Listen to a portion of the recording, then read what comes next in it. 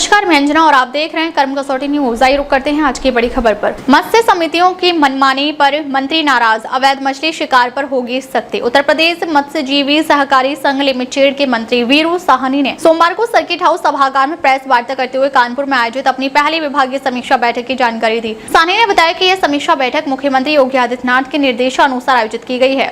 बैठक का प्रमुख उद्देश्य प्रदेश की सभी मत्स्य समितियों के संचालन की समीक्षा करना, उनकी कार्यप्रणाली को समझना और केंद्र एवं राज्य सरकार की जन कल्याणकारी योजनाओं के क्रियान्वयन का आकलन करना था। उन्होंने माना कि विभाग से जुड़ी कई समितियां नियम विरुद्ध कार्य कर रही हैं। समितियां मनमाने ढंग से पट्टों का आवंटन कर रही हैं और उससे अनुचित लाभ अर्जित कर रही हैं। उन्होंने कहा कि इन गड़बड़ियों को मुख्यमंत्री तक पहुंचाया जाएगा और ठोस कार्रवाई की जाएगी। गंगा बैराज में हो रहे अवैध मत्स्य आखेट पर उन्होंने कड़ी नाराजगी जताते हुए कहा कि अब इस पर पुलिस की मदद से मुकदमे दर्ज कराए जाएंगे और तत्काल प्रभाव से इसे रोका जाएगा। सभा के दौरान केंद्र सरकार की प्रधानमंत्री मत्स्य संपदा योजना यानी PMMSY पर भी विस्तार से प्रकाश डाला गया। उन्होंने बताया कि इस योजना के अंतर्गत मत्स्य पालन को बढ़ावा देने के लिए वित्तीय सहायता, आधुनिक तकनीक, बुनियादी ढांचे का विकास और जलीय कृषि को प्रोत्साहित करने जैसी सुविधाएं प्रदान की जा रही हैं। सामान्य वर्ग के लिए परियोजना लागत का 40% और अनुचित जाति जनजाति की महिलाओं के लिए 60% तक सब्सिडी दी जा रही है। आज हम कानपुर में पहली बार विभागीय समीक्षा बैठक कर रहे हैं और माननीय मुख्यमंत्री जी का दिशा निर्देश है कि आप सभी जनपदों में जाएं और आपकी समितियां क्या कर रही हैं और जो हमारे केंद्र सरकार की योजनाएं हैं और जो राज्य सरकार की योजनाएं हैं उसका लाभ आपके समिति के लोग और समाज के लोगों को मिल पा रहा कि नहीं मिल पा रहा।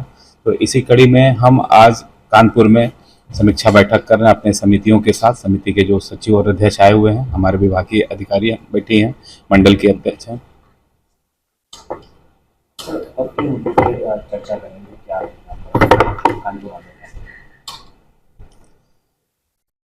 हमको जो हमारी समितियां हैं, समिति में जो भी परेशानियां हैं उसको देखना है और समिति गठन हो रही है, कहीं उसमें भी त्रुटियां आ रही हैं, सुनने में आ रहा है गलत तरीके से कहीं ना कहीं नीलामी भी हो रही है, पट्टा हो रहा है।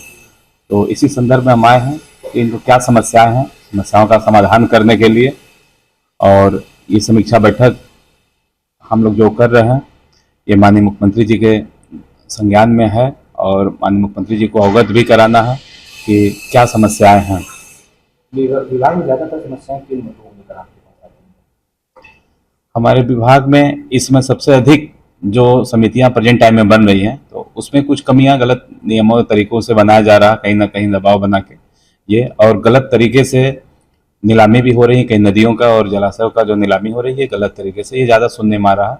और इसको ठीक करने के लिए हम आज बैठक किए हैं और जिले के जो मत्स्य विभाग के अधिकारी हैं और मंडल के अधिकारी हैं साथ में हैं और आप पत्रकार बंधु भी हैं। हम चाहेंगे कि हमारे मत्स्य विभाग की जो भी योजनाएं हैं उसका हमेशा आप लोग प्रचार प्रसार भी करें और हमारे मछुआरा समाज को लाभ मिले। और माननीय मुख्यमंत्री जी का लक्ष्य है कि जो भी योजनाएं भारत सरकार या राज्य सरकार की हैं एक एक जन तक पहुंचे और इसके विभाग के अधिकारियों द्वारा प्रचार प्रसार भी हो।